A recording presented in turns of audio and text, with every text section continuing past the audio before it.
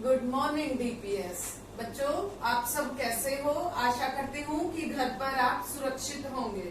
ठीक है बेटा, स्वस्थ रहना, सुरक्षित रहना।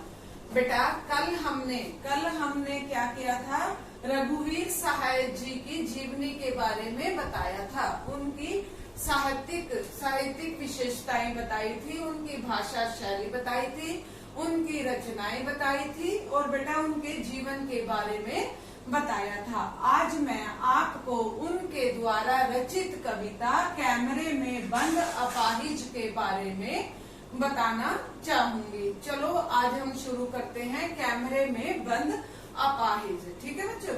बेटा जैसा कि मैंने आपको पहले बताया कि भाई मैंने कल आपको बताया था इस कविता के बारे में थोड़ी सी आपको जानकारी दी थी। आज मैं दोबारा से यही चीज बताना चाहूंगी कि जो उनकी कविता है वो किस पर आधारित है। उनकी कविता एक अपाहिज पर आधारित है जो टेलीविजन के स्टूडियो में आता है और उस कार्यक्रम को वहाँ के लोग, वहाँ के संपादक बेटा, वहाँ के निर्माता निर्देशक उस कार्यक्रम को हिट बनाने के लिए, उसको अधिक से अधिक बेटा फैलाने के लिए एक अपाहिज का इंटरव्यू लेते हैं, साक्षात्कार लेते हैं। उसमें उनसे अनेक तरह के ऐसे प्रश्न किए जाते हैं जो असहनीय होते हैं, जिससे बेटा जो वो अपाहिज होता है उसकी आंखों में आंसू आ जाते हैं और आंखों में तो आंसू उसके आते ही आते हैं, साथ में जो ऑडियंस होती है, जो देखने वाले होते हैं, दर्शक होते हैं, वो भी रोने लग जाते हैं। तो यहाँ पर रघुवीर सहाय जी द्वारा रचित कविता कैमरे में बंद अपाहिज के बारे में मैं आपको जानकारी दूंगी। चलो आज हम शुरू करते हैं। हाँ जी, हम दूरदर्शन पर बोलेंगे, हम समर्थ शक्तिवान, हम एक दुर्बल को लाएंगे एक बंद कैमरे में उससे पूछेंगे तो आप क्या अपाहिज हैं, तो आप क्यों अपाहिज हैं। उससे पूछेंगे आप क्या अपाहिज हैं, तो आप क्यों अपाहिज हैं। आपका अपाहिजपन तो दुख देता होगा। कैमरा दिखाओ इसे बड़ा बड़ा, हाँ तो बताइए आपका दुख क्या है, जल्दी बताइए, वह दुख बताइए, बता नहीं पाएगा। यहाँ पर कविवर क्या कहते हैं कि हम दूरदर्शन पर बोलेंगे। बेटा ये जो प्रसंग है ये कहाँ से लिया गया है, ये आरोह भाग पुस्तक 2 से लिया गया है। इसमें ये कौन सी कविता से लिया गया है, ये आरोह भाग 2 में संकलित कैमरे में बंद अपाहिज शीर्षक कविता से लिया गया है। इस कविता के रचयिता रघुवीर सहाय हैं। इस कविता में कवि ने मीडिया की, इस कविता में बेटा क्या बताया है, मीडिया की संवेदनहीनता का चित्रण किया है। कवि का मानना है कि मीडिया वाले दूसरों के दुख को भी व्यापार का माध्यम बना लेते हैं। वो क्या व्यापार का माध्यम बना लेते हैं। अब देखिए बेटा कविता, हम दूरदर्शन पर बोलेंगे। यहाँ पर कविवर क्या कहते हैं कि कवि मीडिया के लोगों की मानसिकता को दर्शाता है, उसका वर्णन करता है कि मीडिया के लोग कैसे हैं। मीडिया के लोग स्वयं को समर्थ और शक्तिशाली मानते हैं। हम दूरदर्शन पर बोलेंगे, हम समर्थ शक्तिशाली, हम एक दुर्बल को लाएंगे। यहाँ पर कविवर क्या कहते हैं कि जो मीडिया के लोग हैं वो कैसे हैं, वो अपने आप को सर्वशक्तिमान मानते हैं और वो क्या कहते हैं कि हम बहुत ज्यादा समर्थ हैं और हम कुछ भी कर सकते हैं। वे ही दूरदर्शन पर बोलते हैं। और जो मीडिया के लोग हैं वे ही दूरदर्शन पर बोलते हैं। अब वे एक बंद कमरे में और कैमरे में उनके सामने पूछेंगे। किससे पूछेंगे? जो व्यक्ति उन्होंने बुलाया हुआ है।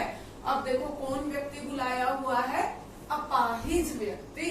कौन बुलाया हुआ है बेटा? इंटरव्यू के लिए, साक्षात्कार के लिए एक व्यक्ति बुलाया हुआ है जो कैमरे के सामने बैठा है, एक कमरे के अंदर है और उससे तरह तरह के प्रश्न किए जा रहे हैं। हाँ जी, उससे पूछेंगे तो आप क्या अपाहिज हैं? तो आप क्यों अपाहिज हैं? यहाँ पर कविवर क्या कहते हैं कि मीडिया वाले तरह तरह के बेतुके सवाल पूछते हैं। कैसे पूछते हैं? क्या आप अपाहिज हैं? यदि हैं तो आप क्यों अपाहिज हैं? क्या आपका अपाहिजपन आपको दुख देता है? ये प्रश्न इतने बेतुके हैं कि अपाहिज उनका उत्तर भी नहीं दे पाता और वो चुप रह जाता है। हाँ जी, अब देखिए, आपका अपाहिजपन तो दुख देता है ना। तो यहाँ पर जो मीडिया के लोग हैं और जो उसका इंटरव्यू ले रहे हैं वो कहते हैं कि आप अपाहिज क्यों हैं? आपके अपाहिज होने का क्या कारण है? और आप अपाहिज हो उसके वजह से आपको दुख तो होता होगा। अपाहिज इनका उत्तर नहीं दे पाएगा जिसकी वजह से वह चुप रहेगा। इस बीच प्रश्नकर्ता कैमरे वाले को निर्देश देता है कि इसको अपाहिज को यानी कि अपाहिज को स्क्रीन पर बड़ा दिखाओ, यानी कि नजदीक से दिखाओ। हाँ जी, अब देखिए, कैमरा दिखाओ इसे बड़ा। हाँ तो बताइएगा आपका दुख क्या है? जल्दी बताइए। वह दुख बताइए, बता नहीं पाएगा। यहाँ पर कविवर क्या कहते हैं कि जब वो अपना दुख बयान नहीं कर पा रहा, जब वो अपना दुख प्रकट नहीं कर रहा ऐसे बेतुके सवालों का, तो वो कहते हैं कि कैमरा थोड़ा नजदीक ले आओ और इसको बड़ा करके दिखाओ, यानी कि बड़ी स्क्रीन इसको दिखाओ। इससे प्रश्न पूछा जाएगा, फिर दोबारा से प्रश्न पूछा जाएगा और उसको बहुत अधिक कष्ट होगा। अपने दुख को वो जल्दी बताएगा। अपाहिज इन प्रश्नों का उत्तर नहीं देगा क्योंकि ये प्रश्न उसका मजाक उड़ाते हैं। यानी कि इस प्रकार के जो प्रश्न होते हैं वो उसकी कमजोरी का मजाक उड़ाते हैं। ठीक है बच्चे, इस पहरे की मैं आपको विशेषताएं बतलाती हूँ। क्या क्या विशेषताएं हैं? मीडिया की मानसिकता पर करारा व्यंग किया गया है। यहाँ पर रघुवीर सहाय द्वारा मीडिया की जो स्थिति है उसको उजागर करता है कि लोग अपने स्वार्थ पूर्ति के लिए अपाहिज को भी नहीं छोड़ते हैं। काव्य के अंदर नाटकीयपन दिखाया गया है, यानी कि हूबहू साक्षात चीजें प्रकट हो रही हैं कि एक प्रश्नकर्ता बैठा है, एक अपाहिज बैठा है, कैमरे का सेटअप लगा हुआ है और दूरदर्शन पर वो कार्यक्रम चल रहा है। हाँ जी, भाषा सरल और सहज है। मैंने भाषा के बारे में पहले भी बताया था कि भाषा सरल और स्पष्ट है, जो आसानी से समझ आने वाली है। व्यंजना शब्द शक्ति का प्रयोग किया गया है। ठीक है बच्चे, आज मैं आपको इस पहरे से संबंधित प्रश्न उत्तर भी करवाऊंगी। क्योंकि पेपर का जो पैटर्न है उसमें 5 नंबर का काव्यांश आता है। उस काव्यांश पर आधारित प्रश्न उत्तर किए जाते हैं और वो 4 या 5 नंबर का होगा। और उसके आपको उत्तर देने होंगे। अब देखिए पहला प्रश्न, हम दूरदर्शन पर बोलेंगे, हम दूरदर्शन पर बोलेंगे में आए हम शब्द से क्या तात्पर्य है? दूरदर्शन पर हम बोलेगा कि हम शक्तिशाली है तथा अब हम किसी कमजोर का इंटरव्यू ले रहे हैं या साक्षात्कार लेंगे। यहाँ हम समाज का ताकतवर मीडिया दर्शाया गया है। यहाँ पर समाज का ताकतवर क्या है, कौन दिखाया गया है? यहाँ पर ताकतवर मीडिया दिखाया गया है। ठीक है बच्चे। हाँ जी, दूसरा प्रश्न बनता है, हम अपाहिज से क्या प्रश्न पूछेगा? तो बेटा इसमें क्या है, इसमें बेटा यही आएगा। पहला प्रश्न क्या पूछा जाएगा कि आप अपाहिज हैं, आप अपाहिज क्यों हैं? इस अपाहिज होने का कारण बतलाइए। आपको इससे दुख है या नहीं, इसके बारे में पूछा जाएगा। यानी कि हम अपाहिज से क्या प्रश्न करेंगे। जो प्रश्न करता है वो क्या क्या प्रश्न करता है, वो यही प्रश्न करता है, आप अपाहिज हो, आप अपाहिज क्यों हो, इसका क्या कारण है और क्या आप अपाहिज होने की वजह से दुखी हैं। इस प्रकार से वो 4 प्रश्न पूछता है। हाँ जी, अगला प्रश्न आता है, प्रश्न पूछने वाला अपने उद्देश्य में कितना सफल हो पाता है और क्यों? उत्तर देखिए, अपाहिज से पूछे गए प्रश्न बेतुके व निरर्थक हैं।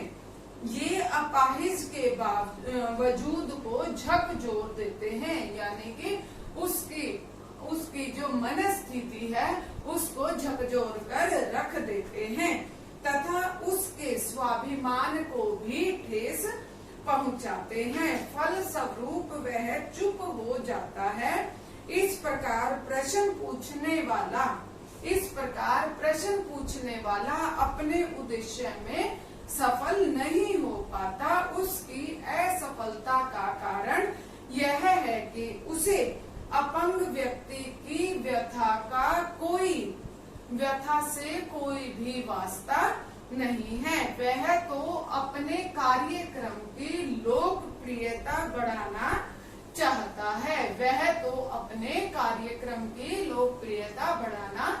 चाहता है।